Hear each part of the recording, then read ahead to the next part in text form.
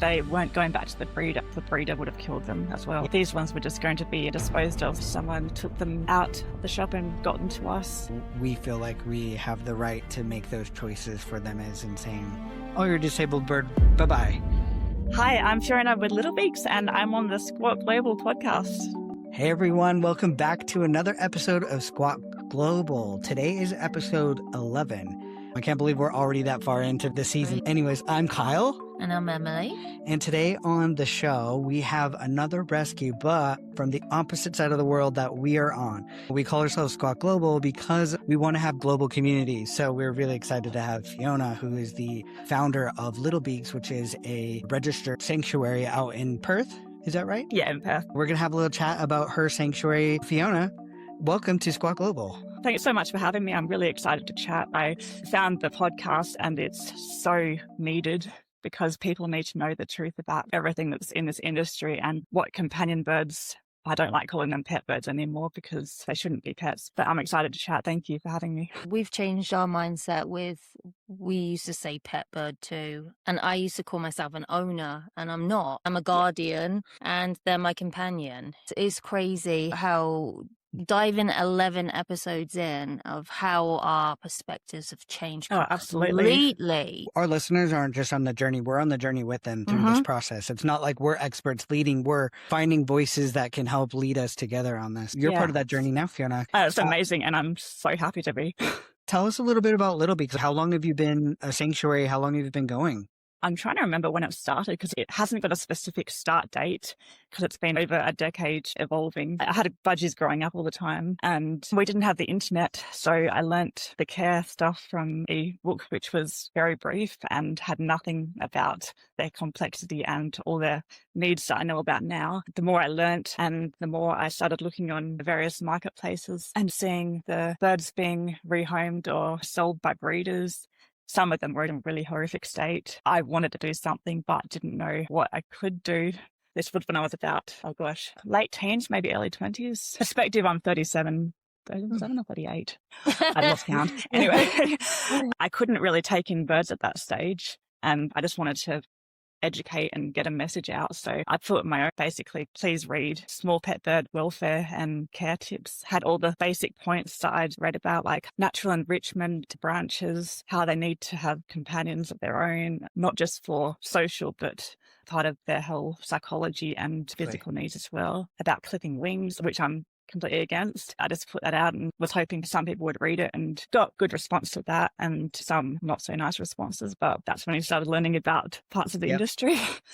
A couple of people did ask if I could take in a bird for them. The main thing there was people being worried about rehoming a bird because they just don't know what people are going to do with them. They might say one thing and then shoved to a small cage or used for breeding. People can say anything and there's no laws to control it. I just kept seeing more online, learning about how they are in pet shops, the backyard breeding that goes on. And I was like, I need to do something. So I got starting the new version of Little Beaks, which is what it currently is, just a lot bigger than I imagined it getting. People started learning about us and got a couple more aviaries because there was just too many birds needing homes. We started taking in the special needs birds. Some people that were working for pet shops knew about us and they were aware of birds that were being discarded in their pet shops because they weren't sellable. Really? So after some time, they would just not all shops do this, I'm sure, but this one in particular, because the birds had some deformities, they weren't going back to the breeder. The breeder would have killed them as well. Yeah, for sure. These ones were just going to be disposed of. Someone took them out of the shop and got them to us. Now they're thriving. Some of them have a little bit of disability, but they're totally thriving in their natural people have disabilities. We don't just Yeah, we don't just euthanize people that are disabled. It totally baffles me. We feel like we have the right to make those choices for them is insane. Absolutely. Oh, you're a disabled bird. Bye-bye. We interpret from our perspective how they're feeling about their disability or how they manage to get around with it. It's completely different for them. We have no idea what's going on for them, really. And they're so amazing at adapting. We've got amputees, blind birds, old wing injuries, and birds that can't fly due to genetic breeding conditions. They adapt and they know who they are. They manage to enjoy the flock life in their way. And Exactly. it's amazing. We have a guest coming on next week, actually, that has 2 amputee African greys. Both of her African greys have no feet, and they get around just fine. They've been getting around like that for 30 years, and I see videos of them climb and how they still are able to function, and they carry on. They're having great lives. Somebody could have just said, oh, these guys won't have a good life, so let's just euthanize them. A recent budgie we've had in, the family was advised by a vet to euthanize them because the budgie can't fly and it has really badly splayed legs. But the family didn't want to do that because I saw the spark of life in this little guy. We've got him now, and he does a bit of a crab movement.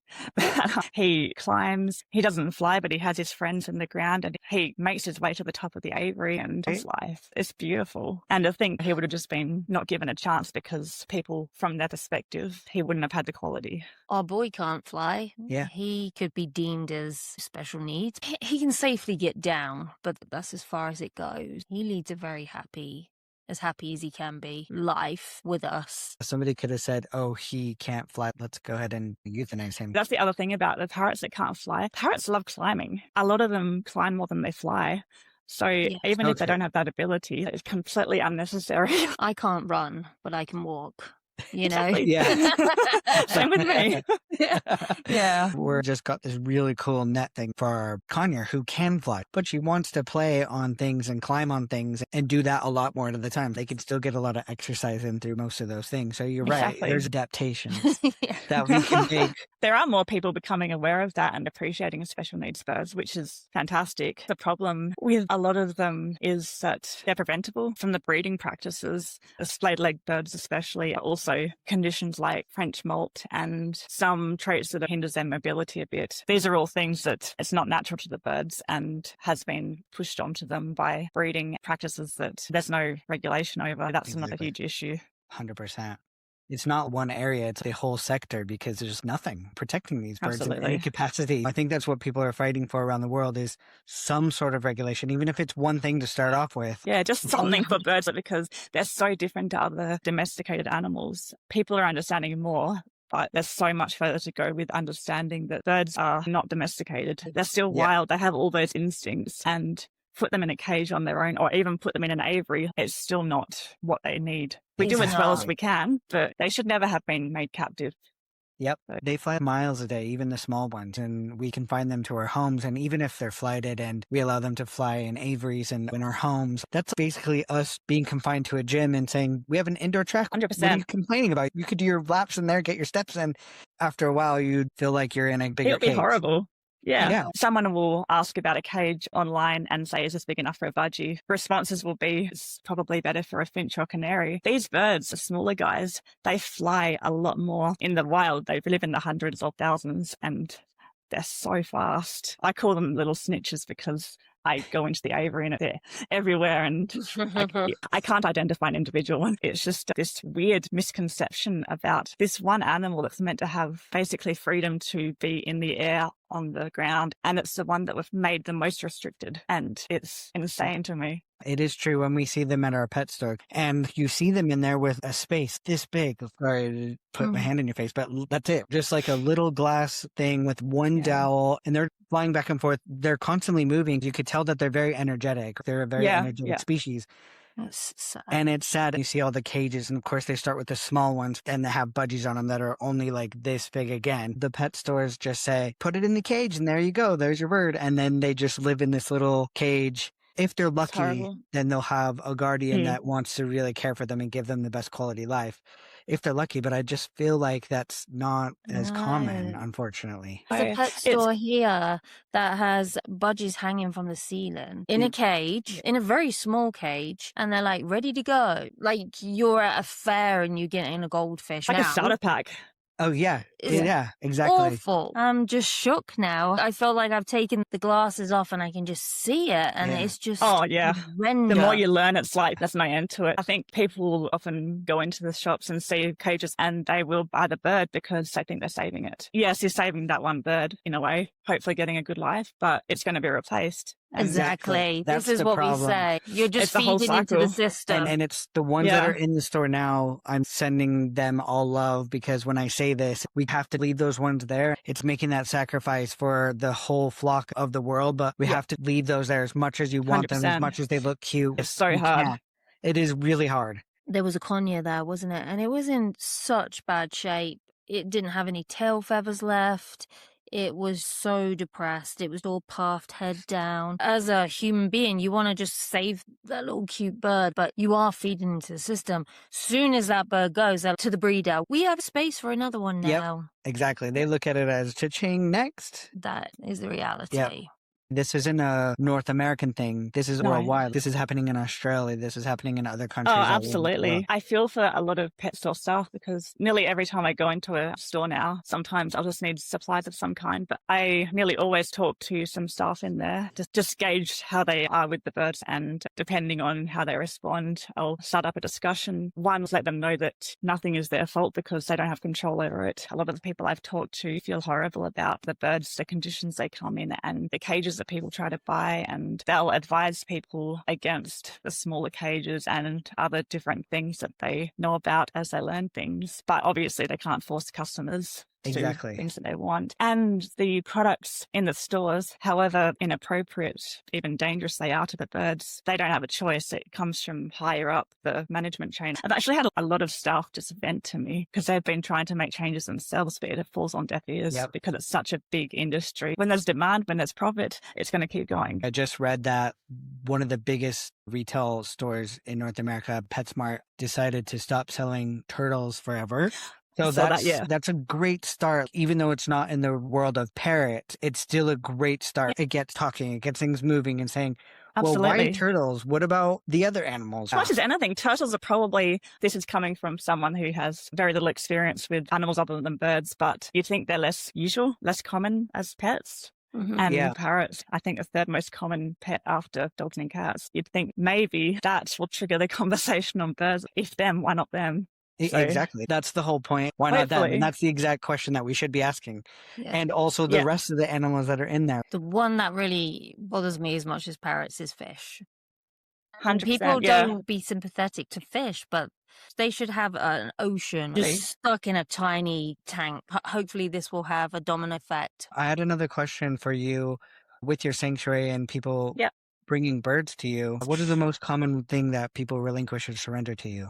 It's an interesting question because I've drastically changed how we're working that in the past few months. It has been budgies and Weiros mainly. A lot of the time, people buying them when they're advertised as hand-raised or tame. In reality, they've just had their wings clipped and can't get away from you. So they're actually terrified. And the family learns that after they've bought it, and that's not what they wanted, or they've bought for their kids and the kids have got bored, or they've got a puppy or a kitten. And so all of these things, the majority budgies come in because they're so cheap. They're so cheap and people breed them so easily in their homes and backyards, which is a whole other issue. Weiros is a West Australian term for cockatiel. It's from Indigenous language. I use it all the time because it confuses people and I find that hilarious. And it's also nice and educational because people in the eastern states here aren't familiar with it. I will keep using Weiros out of habit, but that's cockatiel. Started getting a lot of them mainly because people didn't understand how noisy they are, especially when they get to a couple of years of age and they start getting into that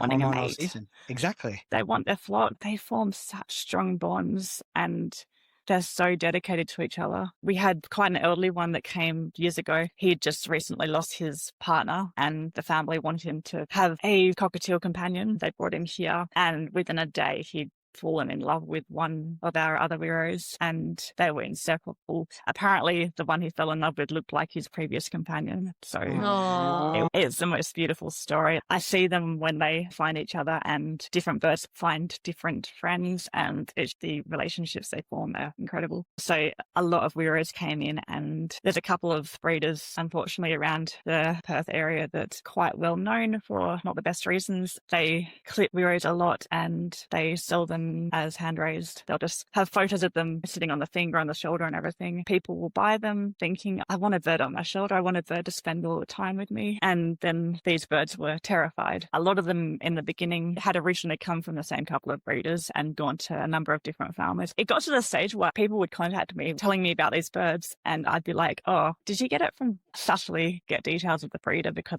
I'm pretty sure it's this person. And it was. And these people have been reported for bad welfare. Unfortunately, legislation doesn't go that far. But the thing is, it got to the stage where we were just getting to capacity. And we don't adopt out because, one, they're in a big flock environment and they're stable, they're settled, they have their networks. And two, a lot of our surrenders are from people who were in difficult situations and wanted the comfort of knowing that they wouldn't be rehomed again. I was going to ask about that, whether you rehomed them. That's actually good to know. You're the first rescue that I've heard of that keeps them there. You're truly like a sanctuary then for keeping these guys safe. It does make it harder because we fill up really quickly. And because people know that we won't rehome, they want to come to us because they don't want to risk the bird ending up somewhere where it might be mistreated or just not have its needs met. It's like a double-edged sword because you're like, I can't physically take any more, but yet these people are lined up to get in there because they feel, you know, less guilty. We're compassionate, and there's no guilt to anybody that's listening to this. Yeah. That's why we're having these conversations now. Yeah, definitely. You know, but people are human, and they made that choice of being like, this bird's so cool, it's so beautiful, it's so cute. Yeah. We've all done that. And then the reality is these birds are really complex, like extremely complex, no matter how big or small. Then as a human being, you want the best for that animal. Oh my gosh, look at this beautiful sanctuary you have. Look how happy they are. I'm doing a better thing. But at the same time, you as a sanctuary owner is like, I can only do so much. Where did the rest of the people that are lined up to get in go? It is really hard. I've been trying to figure out how to work around this because it's not sustainable, but there is still such a huge need. And until legislation ever changes to help track these animals or stop the breeding, it's never going to stop. I've been toying with a rehoming group on Facebook that's a lot more selective and filtering people to create a better avenue, a safer avenue for people to rehome. But it's an ongoing process because I'm trying to figure out how it would actually work, what I have the capacity to do, because I work full-time outside of the bird world. We've stopped taking birds in for the foreseeable future, and apart from emergency cases, like we will take in if there's a desperate bird that needs really emergency help. What I'm trying to get the organisation to do is changing more to education and advocating for what the podcast is trying to do as well, people to not get pet birds. And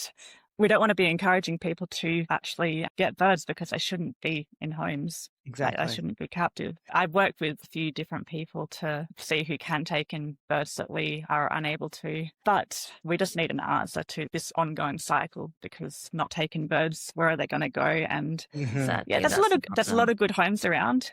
Finding a network of people that we can refer to, but it's just really difficult. That's what we're doing with this podcast, is having these conversations. It has to start somewhere. If it starts with our voices here today, that plants one seed, that then plants another, and hopefully that's ongoing. And we stand together. Absolutely. We're just a two-man team over here too, doing the best we can. You're doing amazing things. Thank you. Most of us that are in the bird world are scraping for resources and trying to do the best we can. When there's no help, governments are not looking at it. So we have to share these voices for there to be eye-openings, to be, wow, these places need help. They need funding. We need to stop this. This is a crisis that we're in. We're really lucky because we do have an amazing online community, especially on our Facebook page, and people will support us when we need it. But especially now and the past year and ongoing, the world is not in a good place at the moment.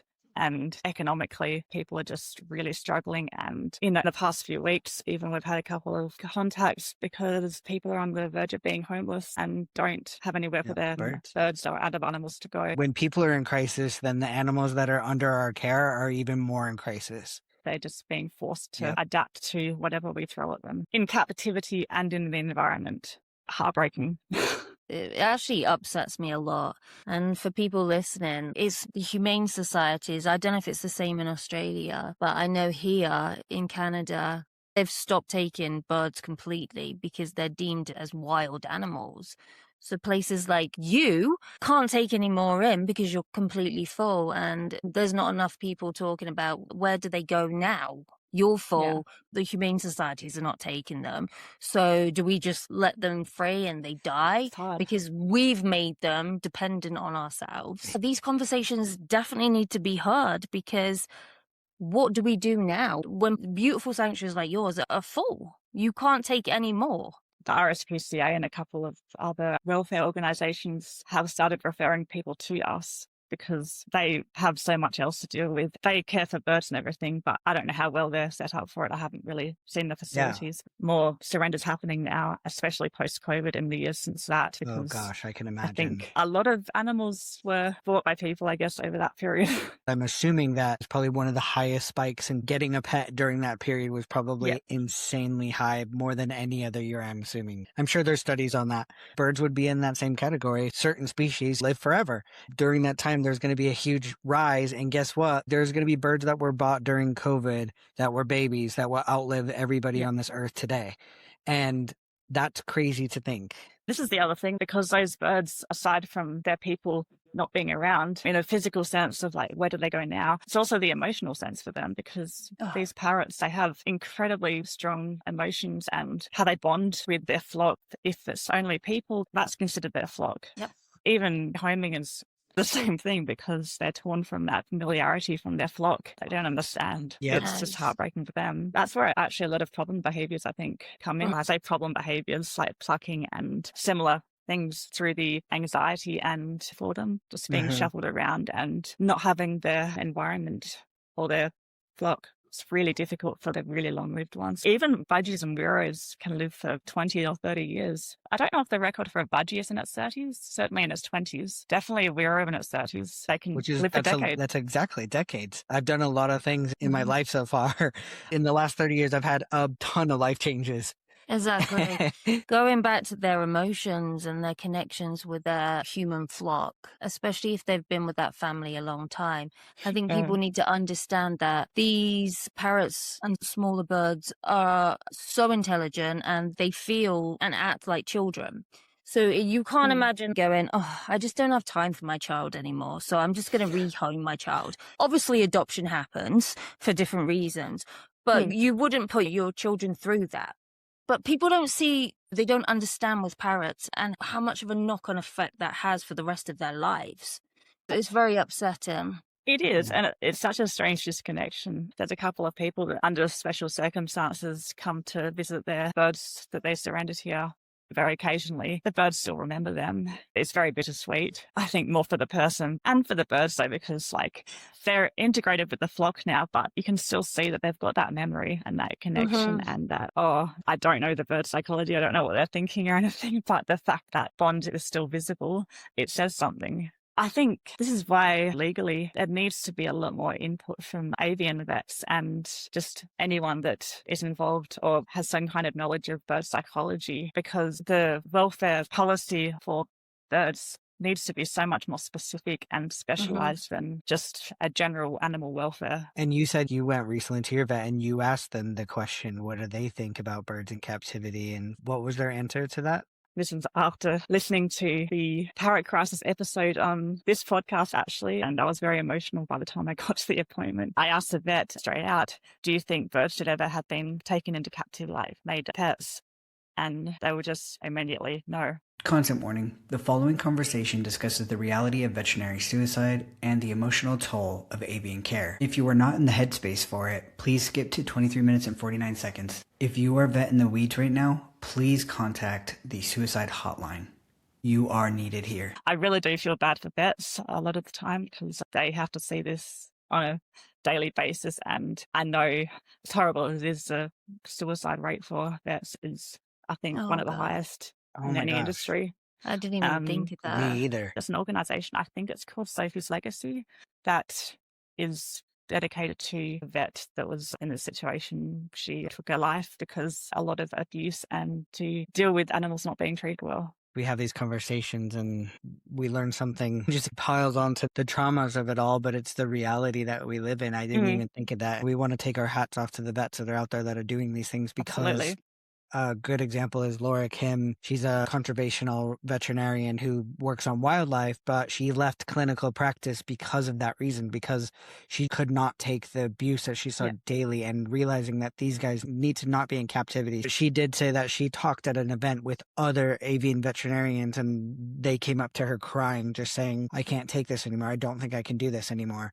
It's horrible. And it's horrible because the birds need care. They need care, but Absolutely. they need Specialized, specialized care. And the specialized people are running away because they can't take it anymore. But yet the birds still need somebody. That's why this is a crisis, is because there's no solutions Exactly. anywhere here. It's We're just horrible. running around with no system. Exactly. It's an endless cycle and the vets are suffering for it because they see time and time again the same issues coming in with so many preventable conditions to do with simple things like nutrition, cages, and how the bird can actually get its exercise, clipped wings, clipping. People do that to prevent accidents and prevent escapes and everything. But really, when you deprive a bird of even partial flight, you're leading potentially muscle wastage and them not being able to get the exercise to require not just their wings, but other muscles which work with them, especially when it's babies that are clipped. They don't develop the skills properly when they're clipped that young. I've had birds come in here that were clipped as babies and fully grown out again after a while, but you can see the difference in their skill and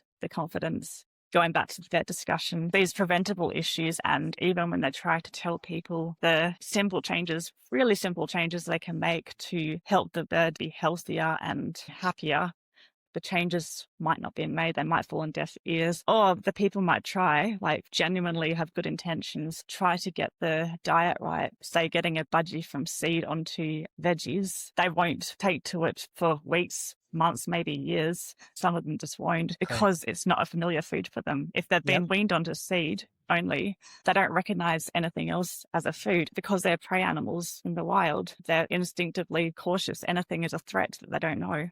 There's just so many issues that come through with the lack of understanding and correct information. Vets have to deal with it. People have to deal with the bird suffering, like maybe getting ill with them not knowing why. And it's just endless. It is. The goal with this podcast is to plant a seed and hopefully people to continue to plant that seed.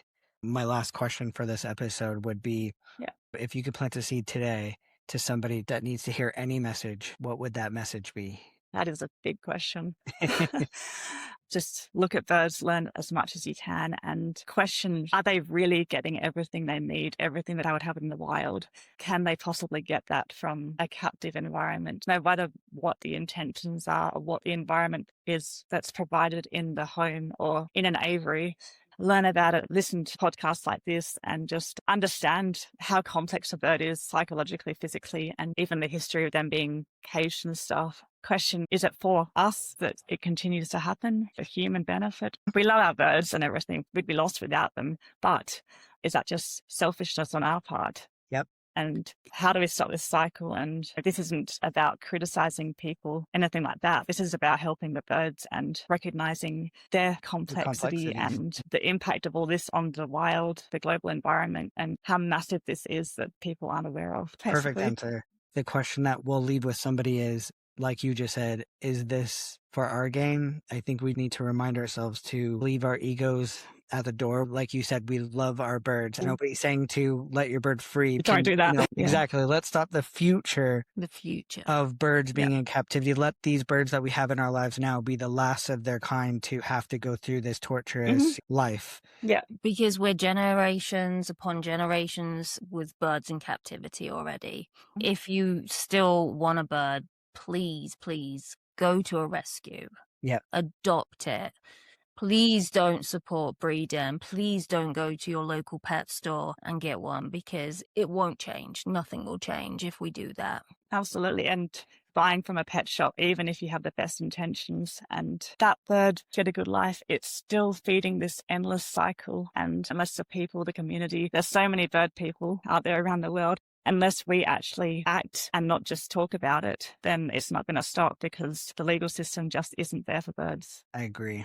Take action today by making a choice to be mindful. And when you see somebody in that pet store, maybe say something, say, hey, watch this video and direct them to a podcast like this so that way they can listen to before making that purchase.